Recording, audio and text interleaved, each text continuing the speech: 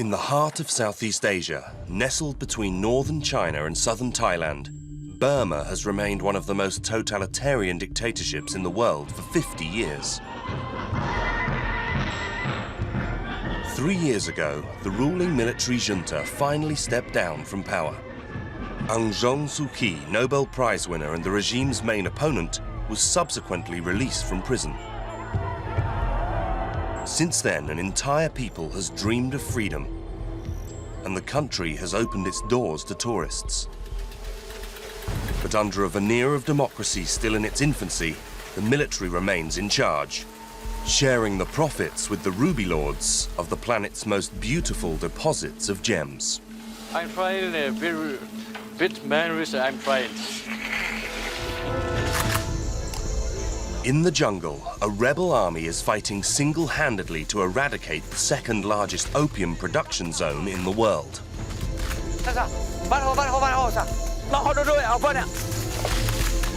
The corrupt Burmese army lets the traffickers who flood the world with heroin prosper.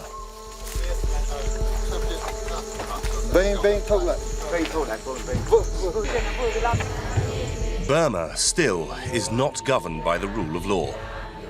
In the cities, an extremist Buddhist monk spreads his hate against Muslims who are massacred with complete impunity.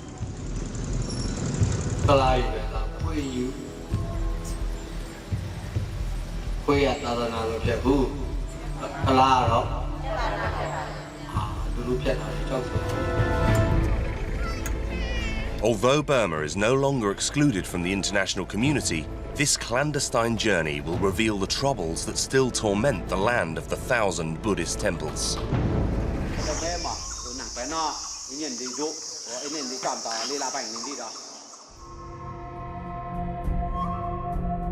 Our journey into forbidden Burma begins in the north of the country, in Mogok. It is in this city, perched at an altitude of 1,000 meters, that the largest ruby deposits in the world can be found. Barely 2 years ago, it was still impossible for tourists to go there. At the entrance to this El Dorado, one must pass a checkpoint armed with special permission from the authorities. Western journalists aren't allowed access, so we enter as tourists.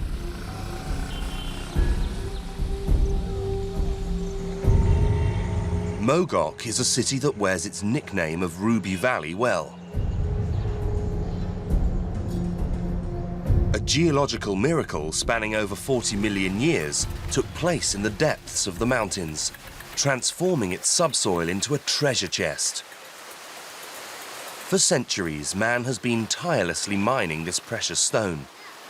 In this far west, even children sift through the mud flows to help feed their families. In the open mines, holes are blasted with dynamite.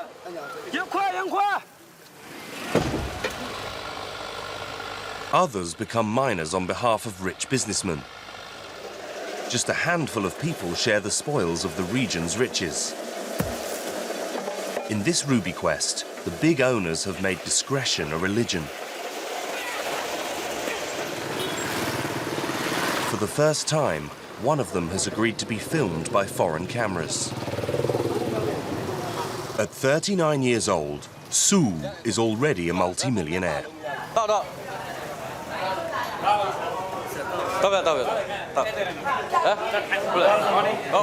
In Mogok, the ruby magnates are highly respected. You're very famous here. Yeah. Everybody know you. Yeah. Su's days start in his discreet town centre office where small-time sellers queue up to sell him their most beautiful stones. This Chinese man is hoping to blow him away with a large cut stone. The Ruby King is one of the few intermediaries who is able to sell on to foreign countries.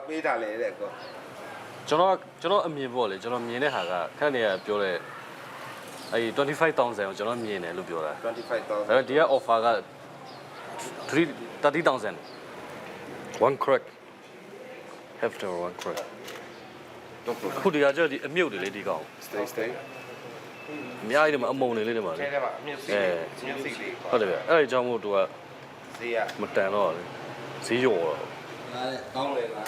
Today, this man will leave empty-handed, just like all the other sellers.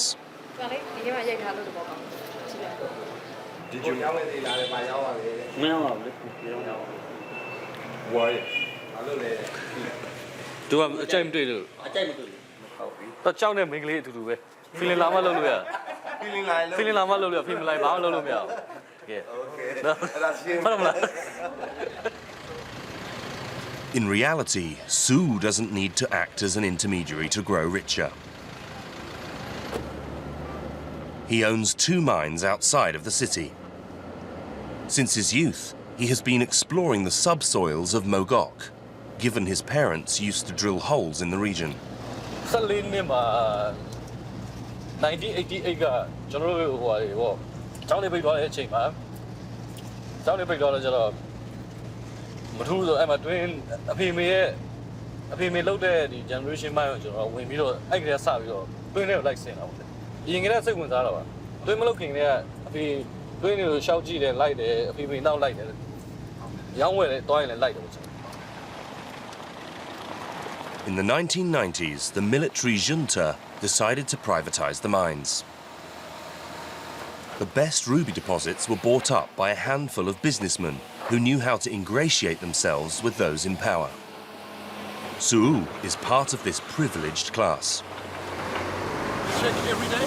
Yeah, every day I can have my ruby mine. The stage that this local lord is most interested in is the sorting stage. A dozen or so highly focused workers search for precious stones amongst the gravel. In this cup is the day's harvest. Red rubies and a few blue sapphires. Nothing to dazzle Sue. This ruby quality no have. No quality. Rough ruby. The good quality is very rare. မရှားပါဘူးသူ့နေရာမရောက်သေးဘူး မရောက်သေးဘူးပြောမလိုက်သေး သူအဲ့ကြောက်ရှိတဲ့ quality နေရာကျွန်တော်တို့ကရောက်ပြီဆိုစီးလိုက်တော့ရှော့ထွက်လာမှာပဲ ဒါလေးကိုရဖို့ဘယ်နှစ်တန်လောက်မြေသာထွက်ရတယ် ဒါမှမဟုတ် morning 9မှာတမနက်ခင်းတိုင်းတန်50ပေါ့တန်50လောက်စီးရတယ် I found a best ruby every day one day sometime day I found I fortunate I believe But you are lucky yet because you are very rich. yeah I'm trying a bit man rich I'm trying In order to mine rubies in Burma, one has to share with the generals who are still running the country. Suu bought this mine by going into partnership with a military conglomerate called U Pai, a company that allows army apparatchiks to help themselves to the wealth of the Burmese subsoil. ကျွန်တော်ချန်ဝယ်ချန်နေအကုန်လုံးကျွန်တော်ကဝယ်လိုက်တာဒီကိုပတ်စံနဲ့ကိုဝယ်ကိုကတကူဝယ်တာဝယ်ပြီးတော့ဥပိုင်လောက်လိုက်တယ်။ကျောင်းဝတ်တင်ရောက်ပြီးတော့ 28% တော့ဆက်တယ်။ကျွန်တော်72ရတယ် This tax doesn't prevent Suu from making a fortune. In his beautiful city centre house, we find the Ruby King in his living room. A room that is covered in teakwood, an interior sign of wealth. On its walls, the local handcrafted must-have animals from the jungle adorned with a multitude of semi-precious shards.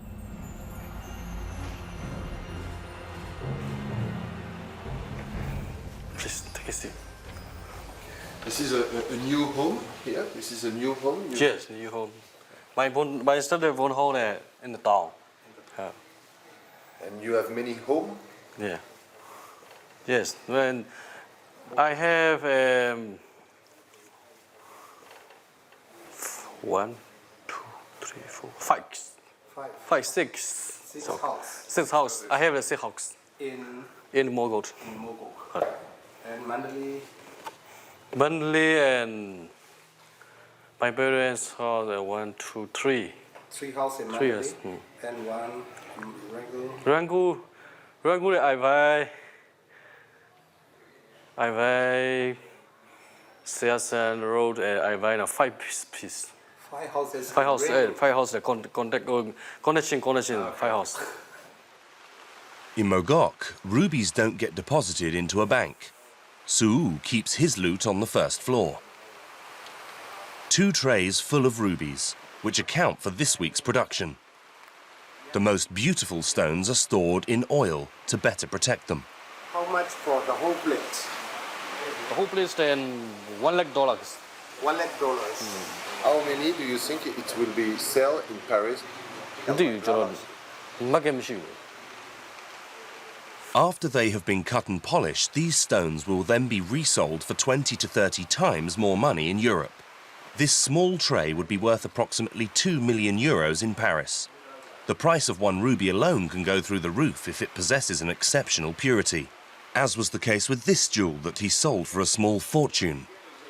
For $5 million, nearly $5 million. I sold I did 7-8 years. Suu's most beautiful rubies currently come from a new mine. 2 years ago, he found a very promising deposit, of which he is the sole owner.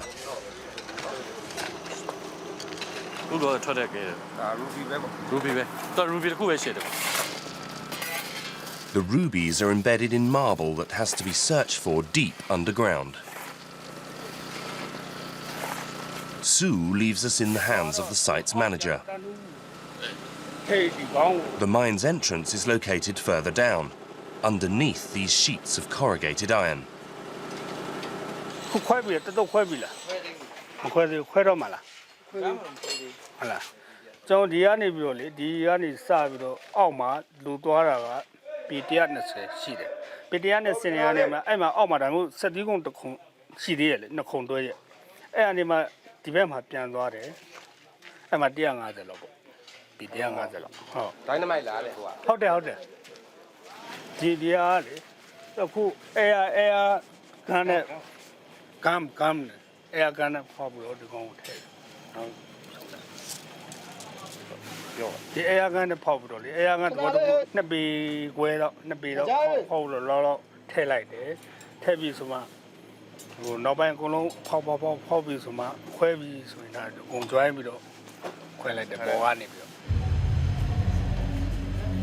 A workman has agreed to equip himself with a lightweight camera to show us the conditions that they work in. He begins his almost vertical descent clinging on to a single piece of rope. Some slippery logs serve as ladders.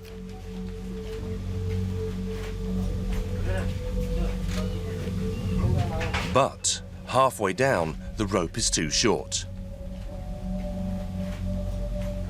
He reaches the first landing by clinging onto a water pipe.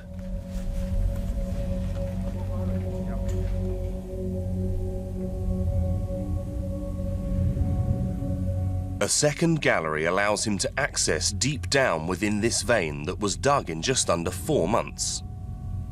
No shoring has been put in to support the walls and avert the risk of collapse. Goods lifts overhang a sheer drop. We finally reach the bottom of the mine, 100 meters underground.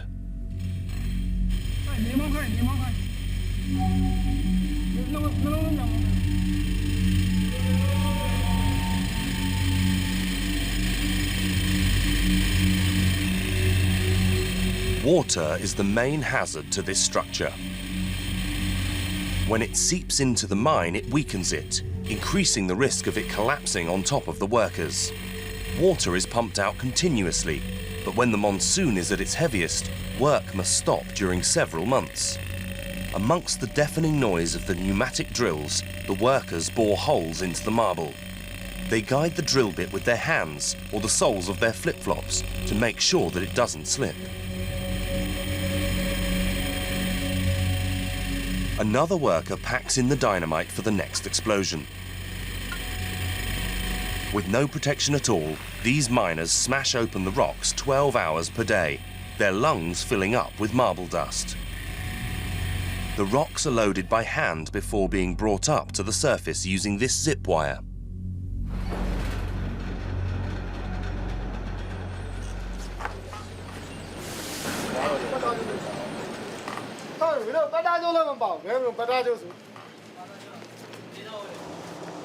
As in every mine, the workers work in rotation night and day, and they live on site in this metal hangar.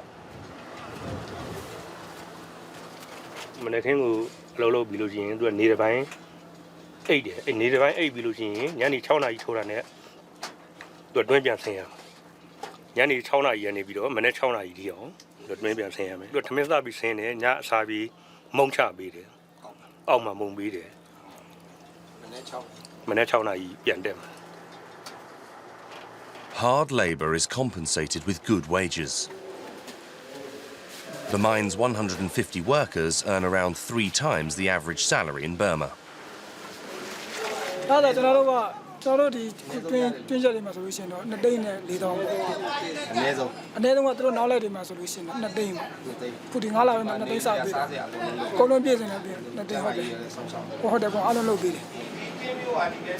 The miners also get productivity bonuses.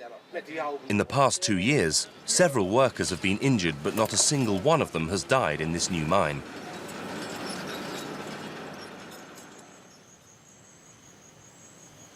The Ruby Kings only leave a few drops for the inhabitants.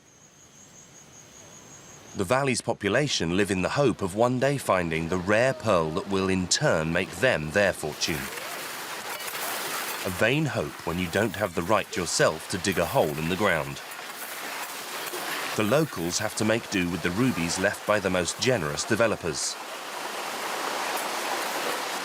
At the exit to this mine, villagers load up on stones that are transported a little further away, to the heart of one of the city's poorest areas.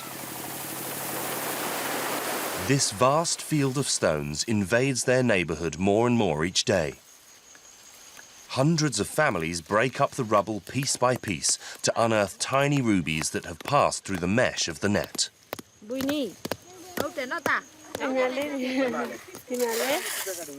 A minuscule stone that's hardly worth anything.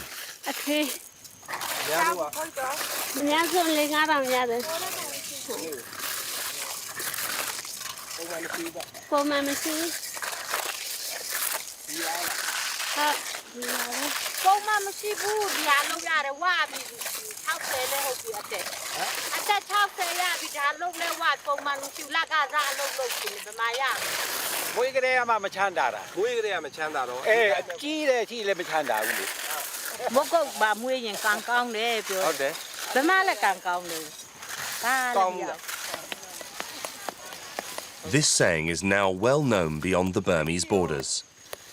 For several generations, those from Bangladesh, India and Nepal have been attracted here by ruby fever.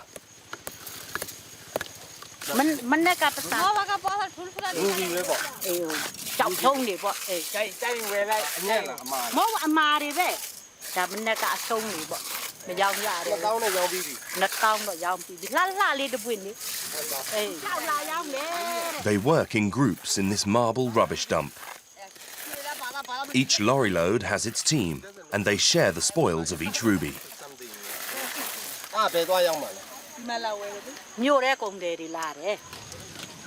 The buyers are never very far away, like these well-dressed women. They are on the lookout to find the best stones.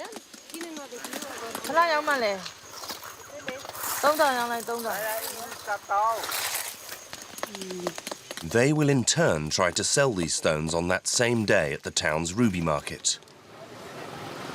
Under these parasols, a multitude of dealers trade uncut or cut stones. A detailed inspection is carried out under a lamp to check the stone's sparkle and purity. Then it's on to hard bargaining and a dose of bluffing.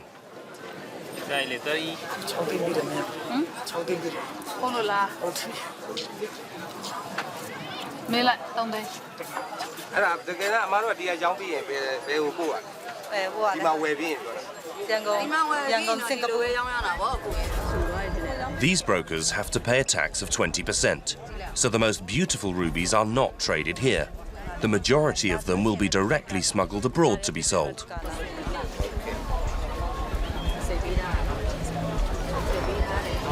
But in Burma, it is not this trafficking that worries the international community the most.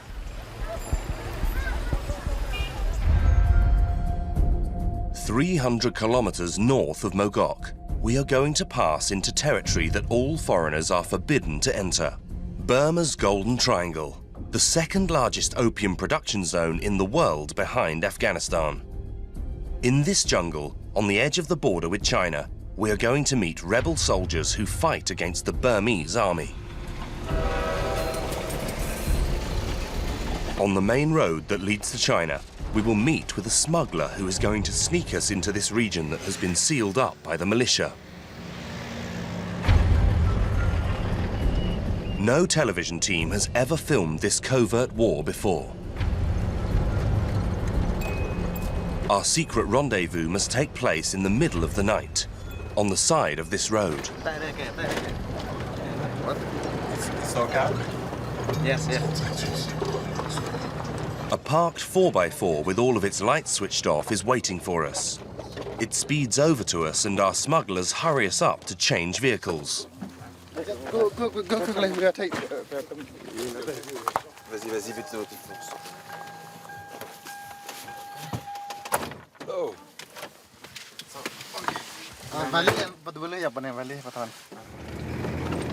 We are going to go deep into the jungle not to be spotted. A member of the rebel army's political office is going to act as our guide. He is somewhat tense. Last 15 minutes, the Burmese army came in the place that we said. They came with a big truck, maybe around like the 60 like this. Even though they are around the way, a foreigner is allowed, but in the village or in the forest, you are not allowed. You are banned. So if they know you are here, we won't be able to continue our trip. The risk for us is we are part of TNLA. So if they know who we are, we can be in jail for many years. The next day, we will discover the Burmese Golden Triangle, the world's accursed heroin garden.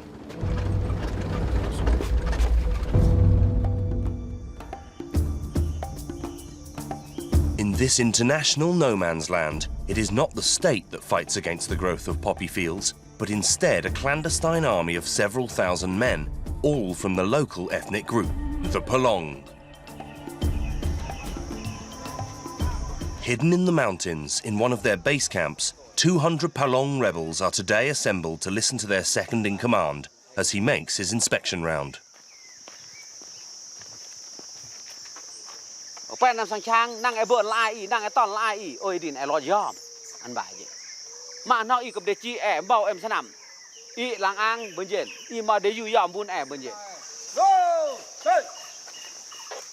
Like the majority of the ethnic groups in the region, the Palong fight against the Burmese army in order to achieve greater autonomy for their people.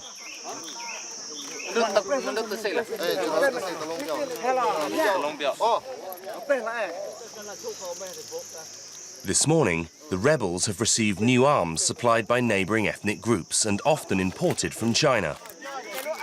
Several mortars, grenades and brand new assault rifles for this fledgling army that went to war 2 years ago.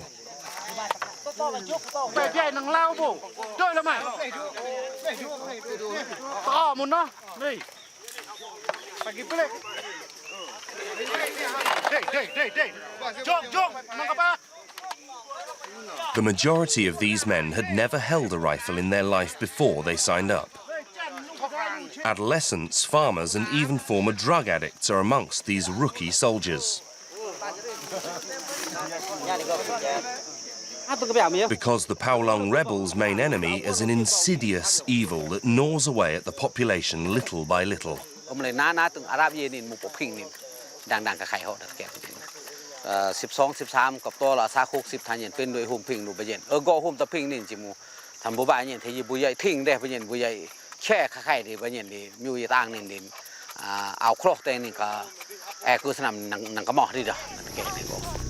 Today, 90% of Palong men are hooked on opium or on its derivative, heroin. In an attempt to eradicate this scourge, the rebels fight against drug trafficking. 2 years ago, they re-seized control of the village. Since then, the drug has been banned, although incurable opium addicts still use it behind closed doors.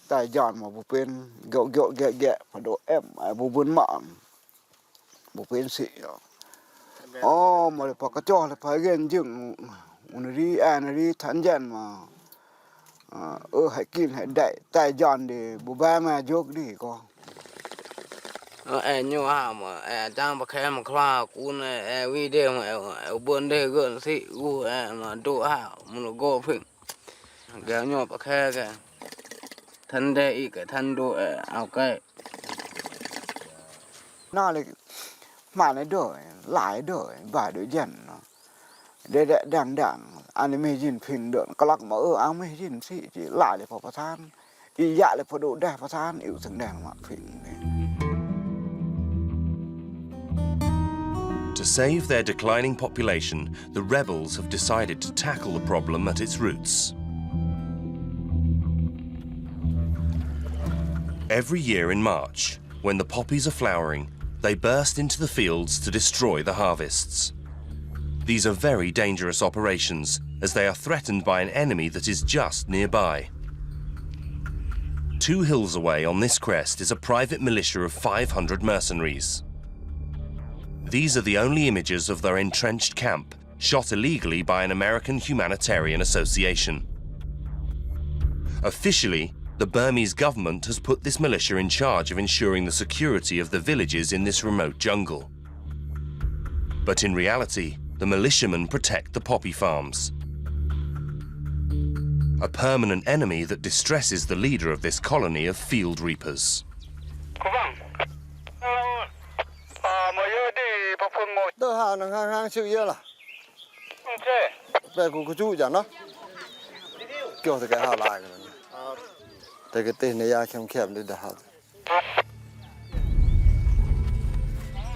On the road, the militiamen could appear at any moment. Skirmishes are all too frequent.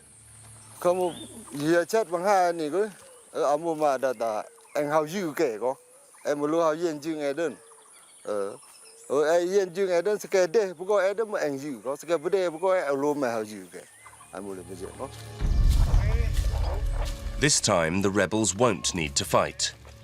It's even their lucky day. At the edge of the village, they stop a man on a scooter who works for the militiamen.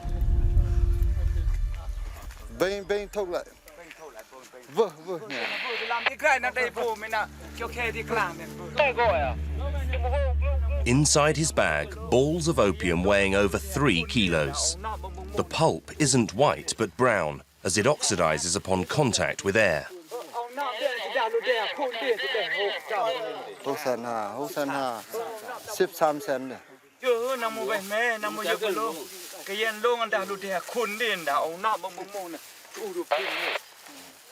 This Chinese man is not a farmer. He works for the militias. His job is to collect money from the poppy farmers in the area. This tax can be paid in cash or in balls of opium that the militias then resell.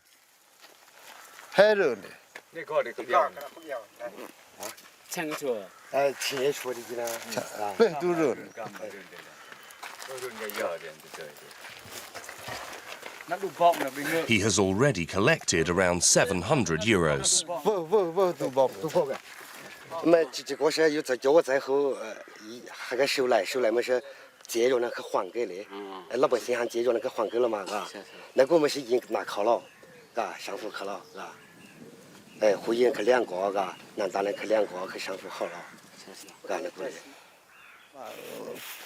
The opium will be destroyed and the money will be used to top up the rebel army's funds.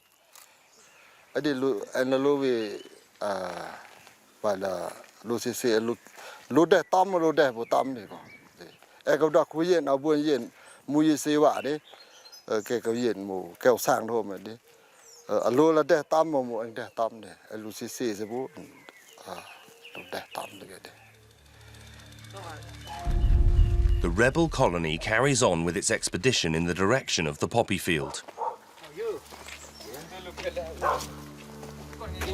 As with most of the farms in the region, it belongs to Chinese immigrants.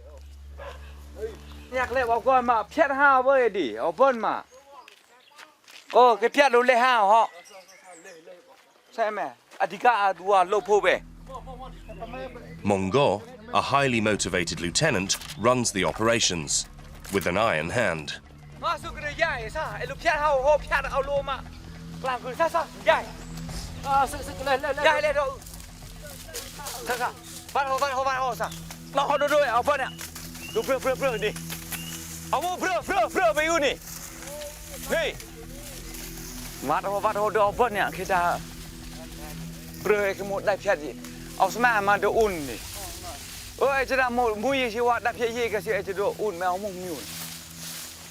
Despite his orders, a part of the field is spared. A few plants are still upright.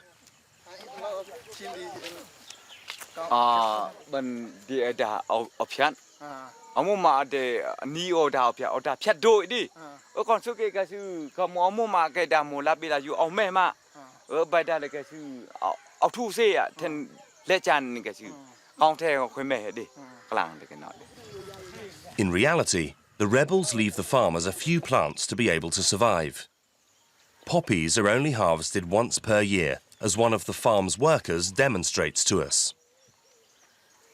An incision is made into the bulb of the plant, and a white sap oozes to the surface. This is pure opium. To get balls of opium, one simply needs to scrape off the sap. The reaping operation continues a bit further away. In this next farm, the landowner attempts to save her harvest.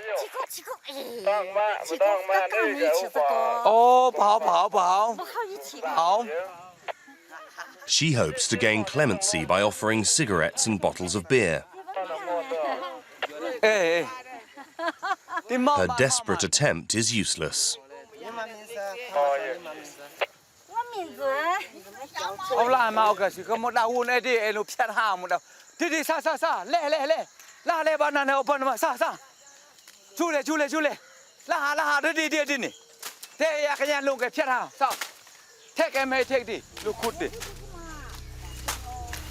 The elderly lady and her daughter do what they're told. A year's work ruined in the blink of an eye. Defeated, the elderly lady will not say a word to us, while her daughter reveals the unthinkable. Her mother is also growing opium to feed her children's drug addiction.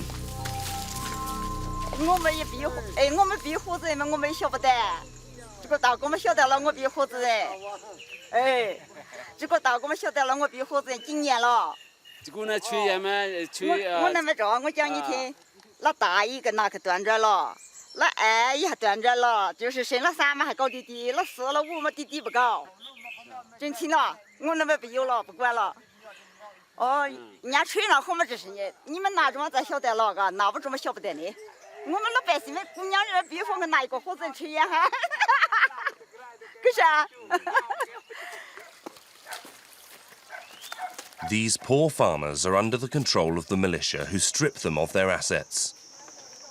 These mercenaries also protect the big-time Chinese traffickers who buy the opium and turn it into heroin. Wong spent 4 years in the militia's ranks before he deserted, because instead of assuring his people's safety, he was forced to guard the poppy fields instead. 2 years ago, he repented and joined the rebels.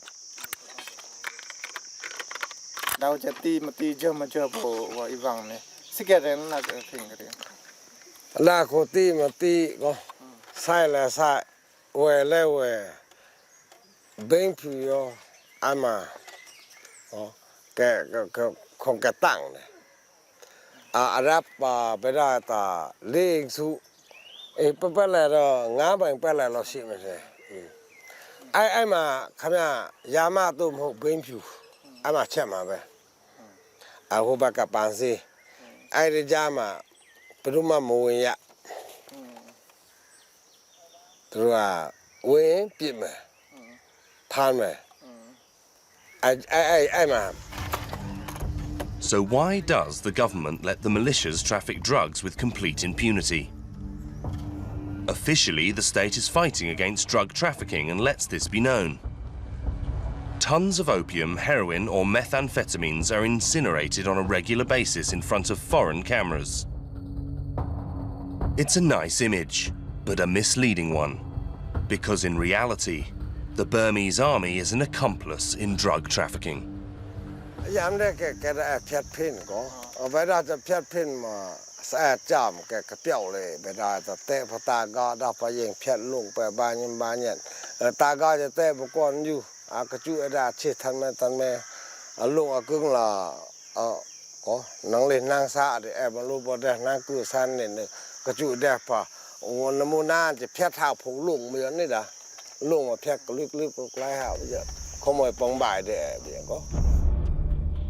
In Burma, drug trafficking can sometimes be an excellent springboard from which one can launch a political career. This man, Kyo Myint, used to be the head of the militias up until 2010. Since then, he has become a deputy member of the political party in power.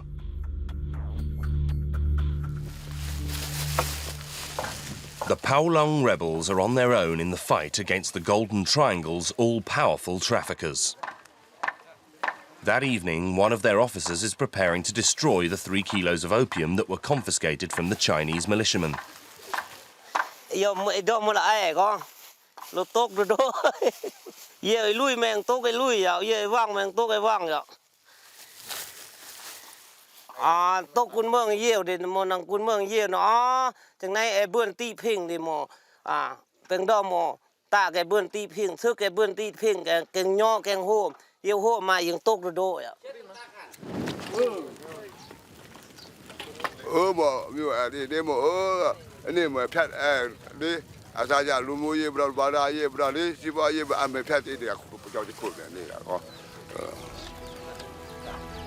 A few kilos of opium burnt in public. Last year, drug production in the Burmese Golden Triangle had increased yet again, reaching 700 tons according to the United Nations Office on Drugs and Crime.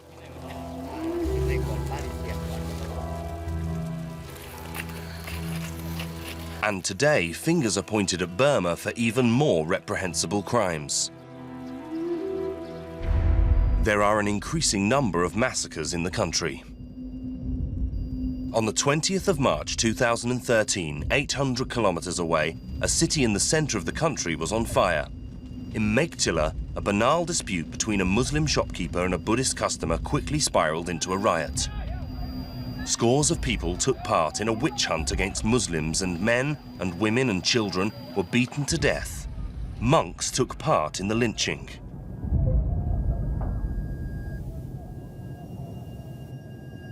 The military finally intervened after 3 days of massacres. The toll? 40 people dead, 11 mosques destroyed, and the Muslim district reduced to ashes.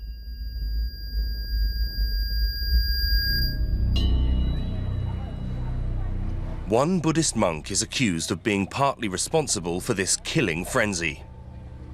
He teaches in one of the country's biggest monasteries in the town of Mandalay. Behind its walls, 1,000 monks learn the Buddha's precepts by heart.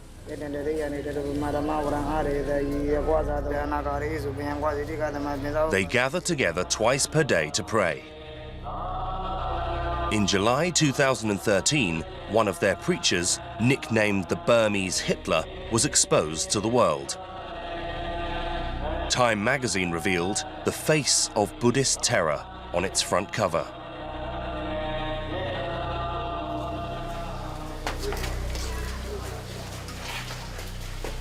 And we are going to meet this extremist monk, a man with an oversized ego, on a par with the many portraits in his glory. His bodyguard, a devotee from the very beginning, welcomes us, unashamedly reciting the thesis of his master. Muslim bada myado ame son yauk de le. Son yauk de lu nya da. Lu su am pyo ne nwa lo ma tu lu le li da ma sa da. The tone is set. Now let's meet Wira Thu, the extremist preacher of a Buddhist religion that has long been praised as a religion of peace. Back in 2003, this monk of apparent friendly demeanour was sentenced to 25 years in prison for inciting hatred against Muslims. Released in 2010, during a national amnesty, he founded 969, an extremist nationalist and Islamophobic movement.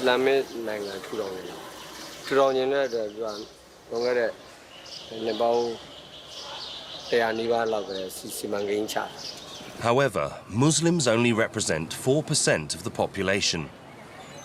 They have been Burmese for thousands of years now. They are neither veiled nor extremists. There is nothing to distinguish them from the majority of Buddhists in the country. Officially, Wira Thu condemned the massacres in Militia, but at lunchtime, between two mouthfuls of rice, he concedes that monks participated in them.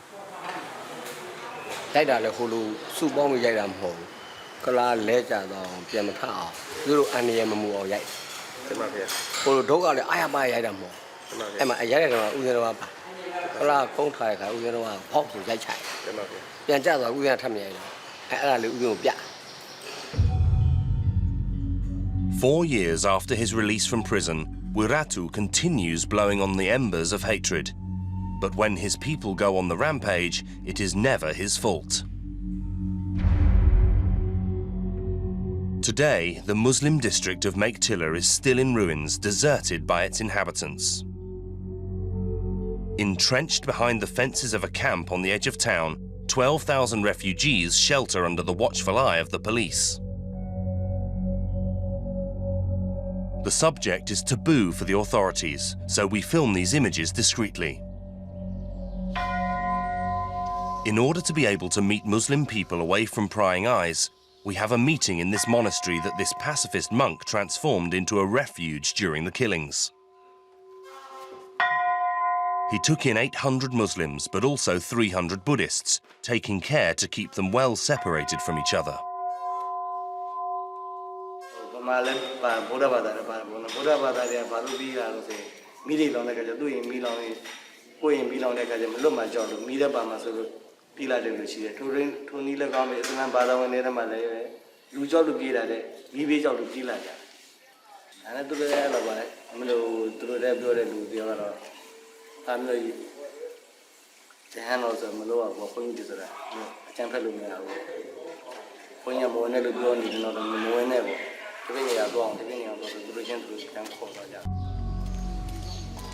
One and a half years later, Wira Thu continues to preach his xenophobic sermons throughout the country. Sat in the customized car of one of his followers, he is preparing to return to the suburbs of Militia, just a short distance away from where the crimes took place. For security reasons, these bodyguards have forbidden us from getting into the car, because this monk receives death threats on a regular basis. At the city's entrance, Wira Thu is welcomed like a celebrity. Dozens of faithful prostrate themselves before this monk who has become the people's guru. You are very famous everywhere you go. You are very famous everywhere you go. Because he stands on the right side. And what is the right side? That gentleman is about What does it mean?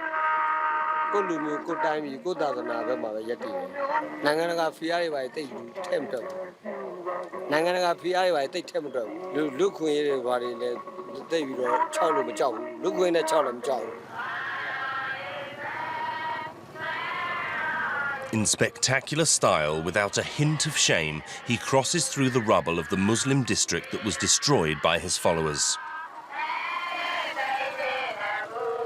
A few kilometers further on, he has come to unveil this temple. The welcome that awaits him is worthy of that of a minister on an official visit. The government monitors every move of this inflammatory clergyman. There are many uniformed police amongst the villagers, but also plainclothes policemen who are surprised by our presence. In order to film the ceremony, we pass ourselves off as Buddhist tourists.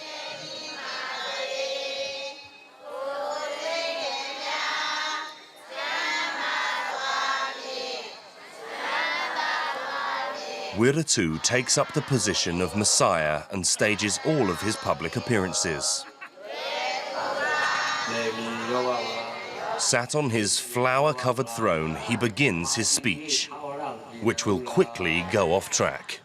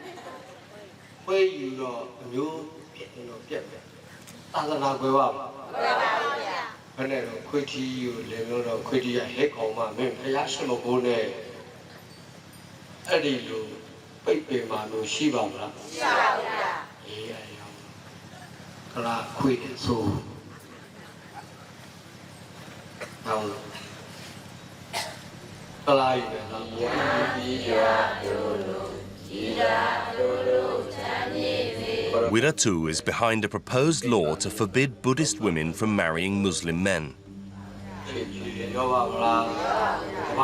The monk also urges his followers to boycott their businesses. The next day, back at the monastery, the monk will let his mask slip once and for all to reveal the face of an extreme nationalist Buddhist.